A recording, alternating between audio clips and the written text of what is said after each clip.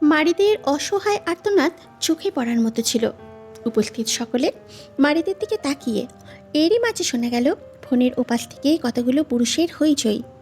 কেউ একজন চিৎকার করে বলছে, এই শালিরে সবাই মিলে গুলি কর, গুলি কর, মাইরাতে মাইরাতে। লোকগুলো চিৎকারের সঙ্গে সঙ্গে পরপর গুলির শব্দ শোনা গেল। সেই সাথে শোনা গেল অপরিচিতার গগন কাঁপানো চিৎকার। তারপর তারপর সঙ্গে সঙ্গে টুটু করে শব্দ করে অপরিচিতার কলটি বিচ্ছিন্ন হয়ে গেল। হয়তো ফোনটি হাত থেকে পড়ে ভেঙে গেছে, তাই। অপরিচিতার কল বিচ্ছিন্ন হতেই মারিদ অস্থির ও উত্তেজিত হয়ে চিৎকার করে উঠল, শিট শিট শিট। আপনি এইভাবে হারাতে পারেন না অপরিচিতা। আমার এখনো আপনাকে দেখা বাকি, কথা বলা বাকি, আপনার সাথে সারাটা জীবন পথ চলা বাকি। আমাকে মাঝপথে ফেলে এইভাবে হারিয়ে যেতে পারেন না, আমি তা হতে দেব না। মারিদ কথাগুলো আওড়াতে আওড়াতে কম্পিত দুহাতে বারবার বসন্তের পাখি নামের নাম্বারটিতে কল মেলাচ্ছে। প্রতিবারই সেই নাম্বার থেকে শোনা যাচ্ছে, এই মুহূর্তে আপনার কাঙ্ক্ষিত নাম্বারে সংযোগ প্রদান করা সম্ভব হচ্ছে না, অনুগ্রহ করে একটু পর আবার চেষ্টা করুন, ধন্যবাদ। The number you have dialled can not. পরপর এতটুকু কথা ফোনের উপাস থেকে শোনা যেতেই মারিদ রাগে জিতে ফের আর্তনাদে চিৎকার করে উঠল, শিট শিট শিট। অপরিচিতা আ করে চিৎকার করে উঠল। অতি প্রিয় কিছু হারানোর ভয়ে মারিদ দিশেহারা হয়ে উঠল। হাতের ফোনটা রাগে সজোরে আছাড় মারল মেঝেতে। মুহূর্তে ফোনটি ছত্রভঙ্গ হয়ে তার যন্ত্রাংশগুলো মেঝেতে ছড়িয়ে পড়ল। মারিদকে ঘিরে দাঁড়িয়েছিল তার বাবা সৈয়দ মাহবুব আলম। মারিদের কি হয়েছে, কেন সে এমন করছে সেটা তিনি বুঝতে না পারলেও ছেলের আর্তনাদে তিনিও ভীত। উনি একটি মাত্র ছেলে। মাহবুব আলম মারিদের পিঠে হাত বুলিয়ে সান্ত্বনা দিতে দিতে বারবার অস্থির ভঙ্গিতে বলে উঠলেন, আপা আপনি শান্ত হন, অস্থির হবেন না। কি হয়েছে আপনার, আমাকে বলুন, আমি আছি আপনার পাশে, সব ঠিক হয়ে যাবে, আপনি প্লিজ শান্ত হন। মাহবুব আলম একজন উচ্চশিক্ষিত ব্যবসায়ী মানুষ। পেশাগত জীবনে তিনি বেশ শক্ত ও গম্ভীর প্রকৃতির মানুষ হলেও যখন পরিবারের কথা আসে তখন তিনি বেশ নমনীয় ও স্বজনপ্রিয় হয়ে যান। বিশেষ করে যখন প্রসঙ্গ ওনার ছেলে মারিদের আসে তখন তিনি আরও নমনীয় ও বন্ধুসুলভ হয়ে ওঠেন। একটি মাত্র ছেলে ওনার, অবহেলা করার প্রশ্নই ওঠে না। বরং মাহবুব আলমের ধারণা মারিদের মতন হিরের টুকরো ছেলে লাখে নয় কোটিতে একটিই হয়। আল্লাহর অশেষ দয়া যে ওনাকে মারিদের মতো সুপুত্র দান করেছেন, তাই তিনি ওনার ছেলের প্রতি খুবই যত্নশীল। মাহবুব আলমের কথা শেষ হতে না হতেই শোনা গেল রিফাতের গলা। সেও খানিকটা অস্থির ভঙ্গিতে মারিদকে প্রশ্ন করে বলল, কি হয়েছে মারিদ, তুই এমন করছিস কেন? কার ফোন ছিল? কি হয়েছে আমাদের বল, আমরা তো আছি তোর পাশে। মারিদের ব্যক্তিগত সহকারী হাসিব, সেও সবার সাথে মারিদের কেবিনে দাঁড়িয়েছিল। সবার মতোই হাসিবের চোখে মুখে কৌতূহল তীব্র। মারিদ কার ফোন পেয়ে এতটা অস্থির উত্তেজিত হচ্ছে সেটা জানার আগ্রহ তারও বেশ, কিন্তু উপস্থিত সবাইকে ডিঙিয়ে প্রশ্ন করার মতন সাহস হাসিবের নেই। মারিদ কারও কোনো কথার উত্তর না দিয়ে বরং চট করে টেবিলের ওপর থেকে কলম নিয়ে এক টুকরো কাগজে অপরিচিতার নাম্বারটা লিখল কম্পিত হাতে। সেটি তৎক্ষণাৎ হাসিবের দিকে বাড়িয়ে দিতে দিতে বলল, আমার এই নাম্বারের লাস্ট লোকেশন চাই হাসিব, সময় 5 মিনিট, দ্রুত কর। জি স্যার। মারিদের হাত থেকে কাগজের টুকরোয় লেখা নাম্বারটি নিয়ে হাসিব দ্রুত বের হয়ে যেতেই মারিদ 2 হাতে মাথা চেপে চেয়ারে বসল। মারিদ চাইলেই দৌড়ে অপরিচিতার কাছেই পৌঁছাতে পারছে না, আর না অপরিচিতাকে বাঁচাতে পারছে। মারিদের অপরিচিতা কোথায় আছে, কিভাবে আছে, কে সে? মারিদ কিছুই জানে না। এই না জানার কারণেই আজ মারিদ এই পরিস্থিতিতে দাঁড়িয়ে। মারিদের অপরিচিতাকে কারা অ্যাটাক করেছে, কেন করেছে, কি হয়েছে তার সাথে, এইসবের কিছুই মারিদ জানে না। অস্থির দিশেহারা মারিদের আজ মনে হচ্ছে এতদিন অপরিচিতার পরিচয় না জেনে সে মস্ত বড় ভুল করেছে। অপরিচিতার ফ্যান্টাসি রক্ষা করতে গিয়ে সে জানতেই পারল না সে কার সাথে এতদিন কথা বলেছে। ফোনের ওপাশের মানুষটা আসলে কে ছিল? উফ, মারিদের মতো একজন বিচক্ষণ মানুষ কিভাবে এত বড় বোকামি করল? অপরিচিতা না হয় ফ্যান্টাসির জন্য মারিদের থেকে পরিচয় লুকিয়ে রেখেছিল, কিন্তু মারিদ সে তো কোনো ফ্যান্টাসি রক্ষা করেনি। তাহলে সে কেন অপরিচিতার অজান্তে তার তথ্য নিজের কাছে রাখল না? মারিদ চাইলেই তো আরও আগে অপরিচিতার সব তথ্য নিজের কাছে রাখতে পারত।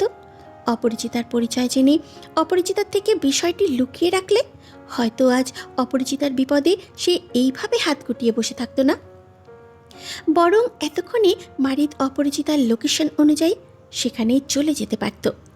মারিদ আলতাফ ভীষণ বড় ভুল করেছে, আর আজ সেই ভুলের শাস্তিস্বরূপ অপরিচিতাকে হারাতে বসেছে। আল্লাহ না করুক যদি মারিদের অপরিচিতাকে সে চিরতরে হারিয়ে ফেলে, তো অপরিচিতাকে হারানোর তীব্র ভয়ে মারিদ দুই হাতে নিজের চুল টেনে পুনরায় চিৎকার করে উঠল চেয়ার ছেড়ে। জেদি ভঙ্গিতে দুই হাতে সজোরে ছিটকে ফেলল টেবিলের উপরে রাখা অফিসের ফাইলপত্রগুলো। মারিদকে হঠাৎ পাগলের মতো আচরণ করতে দেখে রিফাত এগিয়ে এসে মারিদকে বাধা দিতে চাইলে মারিদ দু হাতে ধাক্কা মারল রিফাতকে। হঠাৎ ধাক্কায় রিফাত তাল সামলাতে না পেরে ছিটকে কয়েক কদম দূরে সরে যেতেই তৎক্ষণাৎ এগিয়ে এলেন মাহবুব আলম। তিনি দুই হাতে মারিদকে জড়িয়ে ধরতে পাশ থেকে একইভাবে জড়িয়ে ধরলেন মারিদের ছোট চাচা সৈয়দ মকবুল আজম।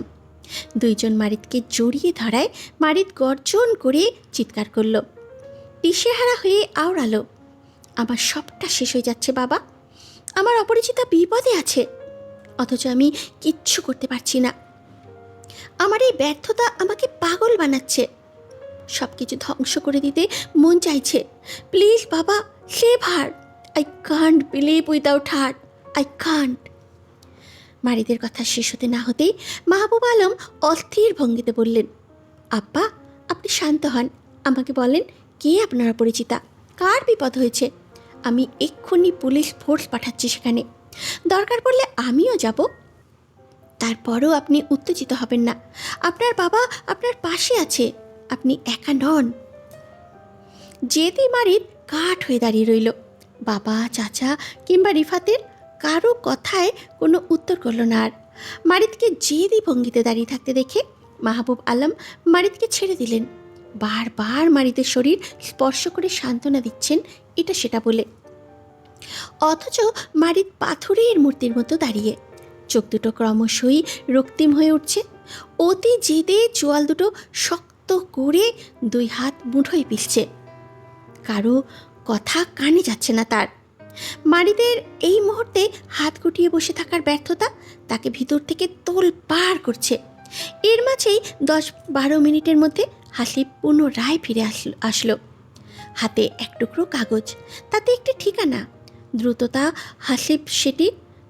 হাসিব সেটি মারিদের দিকে বাড়িয়ে দিতে দিতে বলল, স্যার আপনার দেওয়া নাম্বারের লাস্ট লোকেশন দেখাচ্ছে যশোর জেলায়, মনিরামপুর থানায়, খানপুর গ্রামের বাজারের আশেপাশেই কোথাও একটা হবে।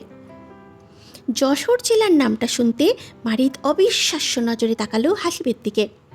হাসিবের বলা ঠিকানাটা যেন মারিদের বিশ্বাস হয়নি এমন, কারণ এতদিন মারিদ মনে করেছিল তার অপরিচিত হয়তো ঢাকার বাসিন্দা এবং সে মারিদের আশেপাশে কোথাও একটা থাকে।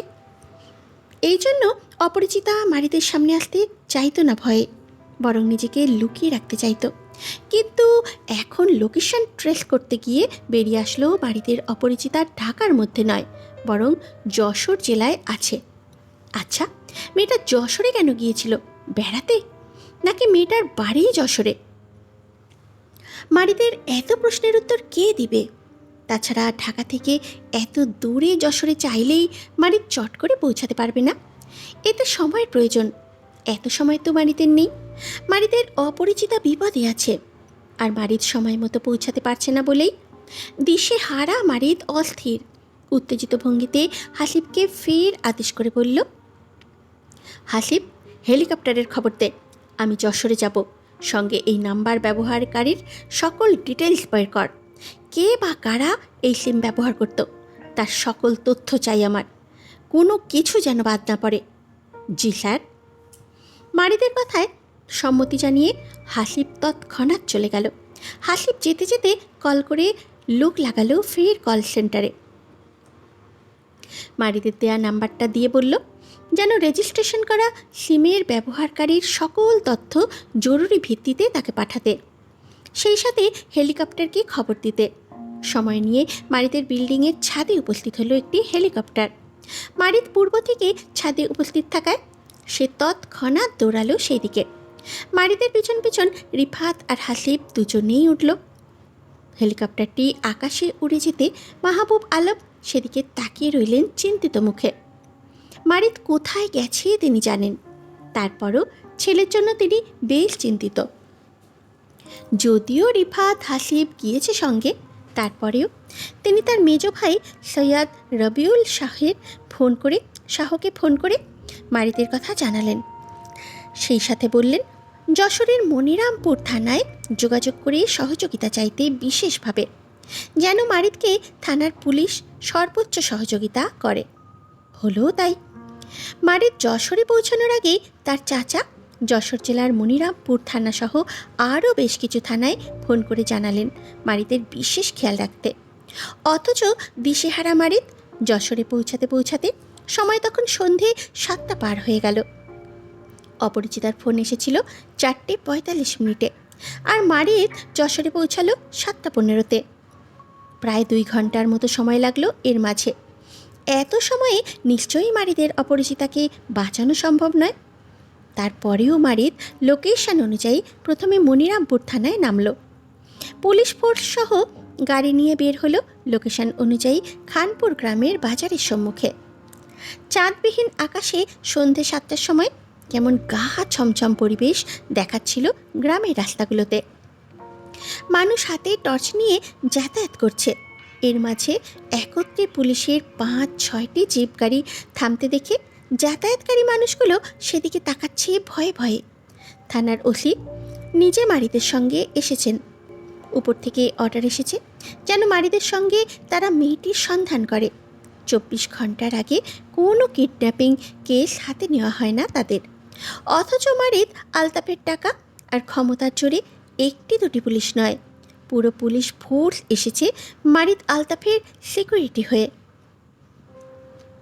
অন্ধকার রাস্তায় পরপর এত গাড়ির আলোয় আলোকিত পরিবেশ, গমগমে বুটের শব্দে সারিবদ্ধভাবে একত্রে বন্দুক হাতে পুলিশ ফোর্স রাস্তায় নামতেই চারপাশেই কোলাহলপূর্ণ পরিবেশ সৃষ্টি হলো। মারিদের পাশাপাশি ওসি সাহেব দাঁড়ালেন। হাসিবের হাতে আইফোনের একটি ট্যাব নেওয়া, তাতে অপরিচিতার নাম্বারের লাস্ট লোকেশন দেখাচ্ছে এখানকার আশেপাশে। 40-এর অধিক পুলিশের হাতে হাতে বন্দুকের পাশাপাশি যান্ত্রিক টর্চ লাইটও নেওয়া। অন্ধকার রাস্তায় তীব্র কোলাহলপূর্ণ পরিবেশ সৃষ্টি হলো তখনই। অশান্ত মারিদ রাস্তায় নামতেই চারপাশে সূক্ষ্ম আর সজাগ দৃষ্টি ঘোরালো। রাতের আধারে পরিবেশ বোঝা দেয় এই স্থানে যদি আজ বিকালে 4টে নাগাদ কোনো ঘটনা ঘটে থাকে তাহলে অবশ্যই গ্রামবাসীরা জানবে। তাই সেই অনুসন্ধান করে মারিদ আশেপাশে তাকাতে তাকাতে ওসির উদ্দেশ্যে বলল, আপনাদের টিমের পুলিশদের 5টি দলে বিভক্ত হয়ে যেতে বলুন। একটা টিম আমাদের সঙ্গে থাকবে, বাকিগুলো এলাকায় ছড়িয়ে পড়তে বলুন। সবাই একত্রে থাকলে কাজ হবে না, যা করার দ্রুত করুন, কুইক। ওসি রায়হান সাহেব মারিদের কথা অনুযায়ী তাই করলেন। আগত পুলিশের টিমটিকে 5টি দলে বিভক্ত করে 4 দল পুলিশকে পাঠানো হলো গ্রামের চারিদিকে লোকেশন অনুযায়ী গ্রামের ভিতরে গিয়ে মেয়েটির সন্ধান করতে। অপর একটি দল নিয়ে ওসি সাহেব মারিদের সঙ্গে সামনে এগোলেন। কিছু দূরে হাঁটতে সামনে দেখা গেল একজন অর্ধবয়স্ক লোককে। টর্চ হাতে বাজার থেকে বাড়ি ফিরে যাচ্ছিলেন। এরই মাঝে ওসি সাহেব লোকটিকে দাঁড় করিয়ে কৌশলে কথা চালালো। লোকটির নাম ঠিকানা জেনে প্রশ্ন করে বললেন, আপনি তো এই গ্রামের লোক, তাই না মাহফুজ আলী? জি স্যার। তা আপনার বাড়ি কোন দিকে? সহজ সরল মাহফুজ আলী আঙুল তুলে সামনে দেখিয়ে বলল, এই তো স্যার, একটু সামনেই। মাহফুজ আলীর কথায় ক্রিমিনাল মাইন্ডের ওসি সাহেব বললেন, আজ বিকেলে আপনি ছিলেন কই? বাড়িতে নাকি বাজারে? জি স্যার, বাজারেই ছিলাম।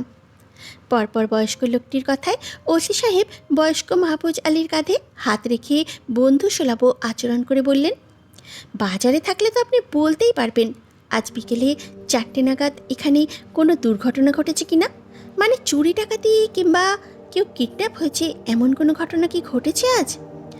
ওসির কথায় বেশ থমথমে মুখে মাহফুজ আলী বলল, না স্যার, এমন কোনো ঘটনা তো ঘটতে শোনা যায়নি আজ।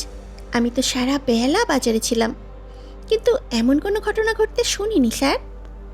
আপনি সত্যিটা বলছেন নাকি কারো ভয়ে মিথ্যে বলছেন, কোনটা? আমাদের কাছে কিন্তু ইনফরমেশন আছে, আজ বিকেল 4টে নাগাদ আপনাদের গ্রাম থেকে একটা মেয়ে নিখোঁজ হয়েছে। মিথ্যে বললে কিন্তু ফেঁসে যাবেন আপনি। ওসি সাহেবের কথায় এবার খানিকটা ভয়ভীত দেখালো বয়স্ক মাহফুজ আলীকে। তিনি সত্যি জানেন না আজ বিকেলে তাদের গ্রাম থেকে কেউ নিখোঁজ হয়েছেন কিনা। ভয়ভীত মাহফুজ আলী থমথমে মুখে ফের একই স্বীকারোক্তি দিয়ে বলল, দারোগা স্যার, আমি সত্যি বলছি, আমার জানা মতে আজ আমাদের গ্রামে এমন কোনো ঘটনা ঘটতে শুনি নাই। তারপরেও যদি আমার অজান্তে কোনো ঘটনা ঘটে থাকে তাহলে আমি বলতে পারবো না স্যার। আচ্ছা ঠিক আছে, কোনো সমস্যা নেই, চলুন আমরা বাজার থেকে ঘুরে আসি, চলুন। পুলিশের নজর সব কিছুর উপরে থাকে, আর সেই নজরে অপরাধী নিরপরাধী সকলকেই সন্দেহের তালিকায় রাখা হয়। এই যেমন নিরীহ মাহফুজ আলীও রেহাই পেল না। সবে চায়ের দোকানের আড্ডা ছেড়ে বাসায় যাচ্ছিল মাহফুজ আলী। এর মাঝে হঠাৎ করে পুলিশ তাকে দাঁড় করিয়ে একে একে কথা চালিয়ে এখন আবার মাহফুজ আলীকে সঙ্গে নিয়ে যাচ্ছেন। আর এই ব্যাপারটায় মাহফুজ আলী ভীষণ ভয়ভীত। গ্রামের সহজ সরল মানুষ সে, এইসব পুলিশের তল্লাশিতে ভয় পায়। তারপরেও তিনি ভয়ে ভয়ে পুলিশের সঙ্গে গেলেন। দিশেহারা মারিদকে এখন বেশ শান্ত ও গম্ভীর দেখাচ্ছে। মারিদের মুখ দেখে তার মনের অবস্থা বলা মুশকিল। এই যে বয়স্ক মাহফুজ আলী মারিদের অপরিচিতার খোঁজ দিতে পারল না। এতে মারিদের ভেতরে তোলপাড় অবস্থাটা কাউকে বোঝানোর মতো না। সে চাইছে সব কিছু তোলপাড় ধ্বংস করে তার অপরিচিতাকে খুঁজে বের করতে।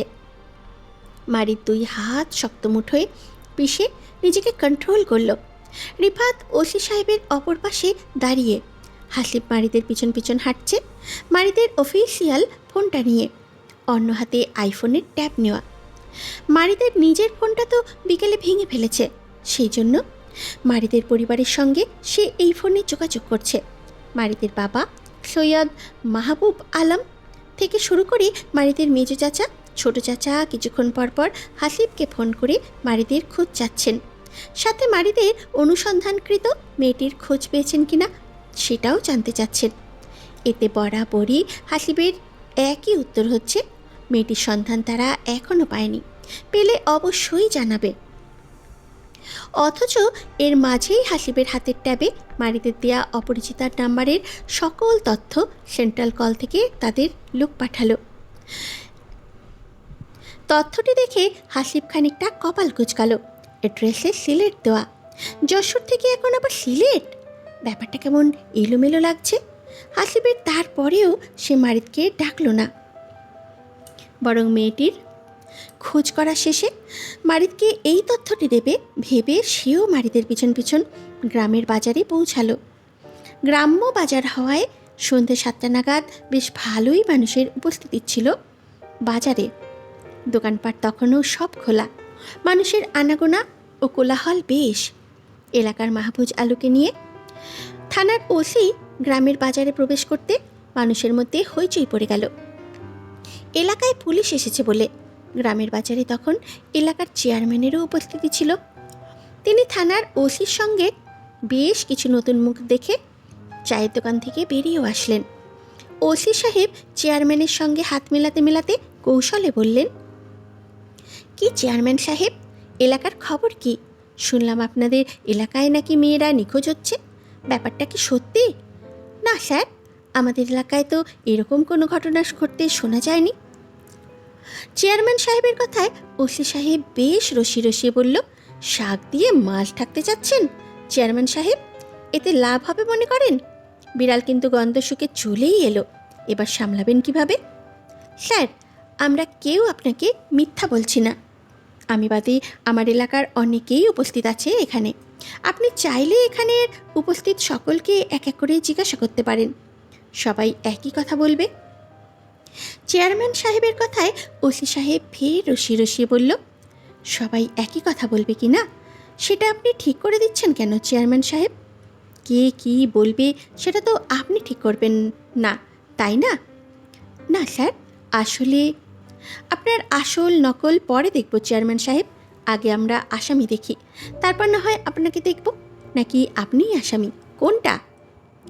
ওসি সাহেবের কথায় চেয়ারম্যান সাহেব আরও কিছু বলতে চাইলেন, কিন্তু মারিদ কথার মাঝে বাধা দিয়ে শক্ত চোয়ালে দাঁত পিষে ওসি সাহেবের উদ্দেশ্যে বলল, এই লোক আমাদের টাইম ওয়েস্ট করছে। ওসি সাহেব, আপনি সামনে এগোন। মারিদের কথায় চেয়ারম্যান সাহেব সূক্ষ্ম দৃষ্টিতে তাকালো মারিদের দিকে। অবজ্ঞায় তিনি আর কিছু বলতে চাইলেও মারিদ শুনতে চাইল না, বরং ভিড় ঠেলে মারিদ সামনে এগোতে মারিদকে অনুসরণ করলো বাকিরা। মারিদ সামনে এগোতে এগোতে হাসিবের দিকে হাত বাড়িয়ে দিতে হাসিব নিজের হাতের ট্যাবটি মারিদের হাতে তুলে দিল। মারিদ ট্যাবে দেখানো লোকেশন জুম করে সামনে এগোলো। পুরো এলাকার বাজারে তল্লাশি করেও অপরিচিতার সন্ধান কেউ দিতে পারল না। অবশেষে মারিদ ওসি সাহেবকে দিয়ে এলাকাবাসীদের লোভ দেখালো, যে বা যারা মারিদের অনুসন্ধানকৃত মেয়েটির খোঁজ দিতে পারবে তাদের নগদে 30 লাখ টাকা দেওয়া হবে বলে নির্ধারণ করল। টাকার লোভে এলাকাবাসীদের মধ্যে হইচই দেখা গেল। পুলিশ ফোর্সের সঙ্গে পুরো এলাকাবাসীও মারিদের অপরিচিতার খোঁজে নেমে পড়ল। খানপুর গ্রামের আশেপাশের গ্রামগুলোতেও মানুষ ছড়িয়ে পড়ল শত শত।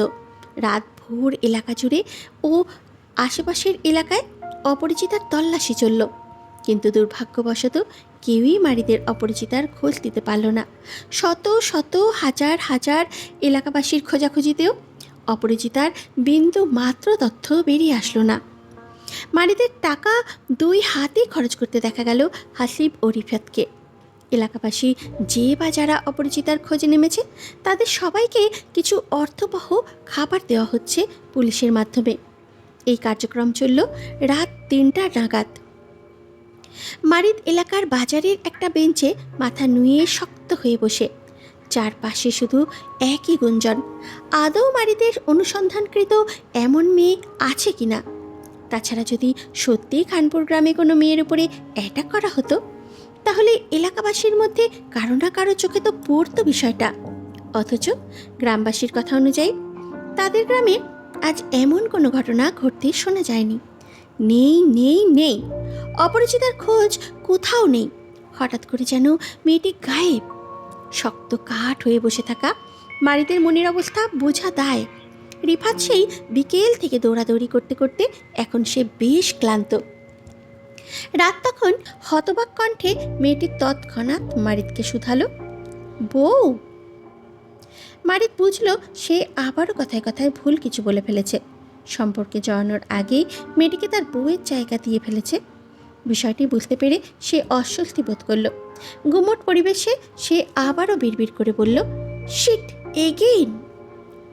এমন নয় যে মারিদ নিজে থেকে এসব বলে বিভ্রান্তিকর পরিস্থিতি সৃষ্টি করছে দুজনের জন্য, বরং মারিদের ধারণা অনুযায়ী যেখানে তীব্র অনুভূতি হয় সেখানে এমন টুকটাক ভুল কিছু এমনিতেই নিজের সম্বোধনেই বেরিয়ে আসে। ফোনের ওপাশের মানুষটি তাকে এত গুরুত্ব দিচ্ছে বলেই তার ভিতরকার সত্তায় উতলা বাতাস বইছে। সে বাতাসের জোয়ারে সে এসব ভুলভাল বলছে। নয়তো তার 30 বছরের বয়সে এমন ঘটনা বিরল। সে খুবই স্ট্রিক্ট একটা মানুষ। পড়াশোনা আর কর্ম নিয়ে এতটাই ব্যস্ততা ছিল যে তার কখনো মনেই হয়নি তার কাউকে প্রয়োজন। নিয়মিত পড়াশোনা সে ওই এসএসসি পাস পর্যন্ত করেছিল। তারপরে সে নিয়মিত ছিল না পড়াশোনায়। বন্ধুদের থেকে নেট সংগ্রহ করে রাতে পড়ত, আর দিনে ব্যবসায়িক কাজে দৌড়াদৌড়ি করত বলে সে কখনো কলেজ কিংবা ভার্সিটিতে নিয়মিত ক্লাস করতো না। শুধু পরীক্ষার আগে ওই কয়েকদিন ক্লাস করত, যার জন্য মারিদের কখনো তার ক্লাসমেট কিংবা সিনিয়র জুনিয়র কারোর সঙ্গে তার প্রেম নিবেদন হয়নি। তাই মারিদের জানা নেই প্রেমময় অনুভূতি কেমন হয়। কিন্তু হঠাৎ এই অস্বস্তির আগন্তুকের কারণে মারিতের মনে হুট করেই যেন তার অজান্তে বসন্ত চলে এসেছে। আর সেই বসন্তের তোরে সে এখন ভুলভাল বলে বেড়ায়। এটা অবশ্য তার দোষ নয়। দোষী যদি কেউ হয় তাহলে ফোনের ওপাশের মানুষটা হবে। তাকে এই অবস্থানে দাঁড় করানোর জন্য সে দায়ী, নয়তো মারির একজন শুদ্ধতম পুরুষ হিসাবে পরিচিত। থমথমে পরিবেশে দুজনেই নিশ্চুপ হয়ে রইল খানিকটা। নিরাপত্তা ভেঙে হঠাৎ ফোনের ওপাশ থেকে মেয়েলি কণ্ঠে রিনরি নিয়ে আবদার করে বলল, আচ্ছা, আমি একটা আবদার করলে রাখবেন? বলুন। আমি যদি আপনাকে নিয়ে কখনো চিঠি লিখি, তাহলে আপনি আমার চিঠির উত্তর দেবেন? মারিত পাল্টা প্রশ্ন করে বলল, হঠাৎ চিঠি কেন? ফোনে আর কথা বলবেন না? বলবো। তাহলে? আসলে আমার না 90 দশকের কাহিনীগুলো বেশ ইন্টারেস্টিং লাগে। তখন মানুষের হাতে এত ফোনের প্রচলন ছিল না, আর না তখন সোশ্যাল মিডিয়া ছিল। তখন মানুষ যোগাযোগ করতে চিঠি নিবেদন করত। মানুষের চিঠি এক জায়গা থেকে অন্য জায়গায় পৌঁছাতে দিন, সপ্তাহ, এমনকি মাসও সময় লাগতো। তারপরও তখন মানুষ একটা চিঠির উত্তরের আশায় অধীর আগ্রহে বসে থাকত, কখন তার ডাকপ্রিয় চিঠি আসবে বলে। আমি বলতে আপনি ছাড়া কেউ নেই ব্যবসায়িক সাহেব, হোক ক্ষণিকের জন্য। তারপরেও আমি চাইব আমার বেনামি সব চিঠিগুলো আপনার নামে লিখতে। এখন আপনি বলুন, হবে না আমার ডাকপ্রিয় চিঠির মাধ্যম? মেয়েটির কথায় মারি তো সেইভাবে উত্তর দিয়ে বলল, চিঠির মানুষটা যদি আপনি হন, তাহলে ডাকপ্রিয় চিঠি অবশ্যই গ্রহণযোগ্য হবে মিস বসন্তের পাখি।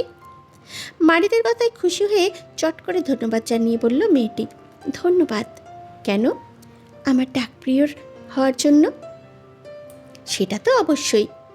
হঠাৎ কিছু মনে হয় তাড়াহুড়ো করে ফোনের ওপাশের মেয়েটি আবারও বলল, আচ্ছা, আরেকটা কথা, আমাদের চিঠির কথাগুলো কিন্তু শুধু চিঠিতেই সীমাবদ্ধ রাখবেন।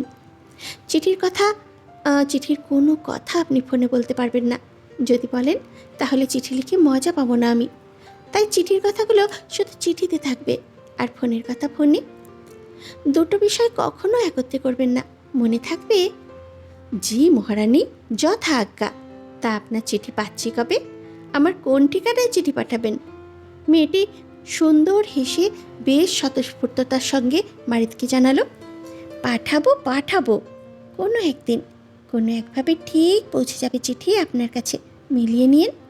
মেয়েটির কথায় মারিতও সেইভাবে দুষ্টু স্বরে বলল, হ্যান্ডরাইটিং সুন্দর না হলে কিন্তু আমি চিঠির উত্তর দেব না মিস বসন্তের পাখি।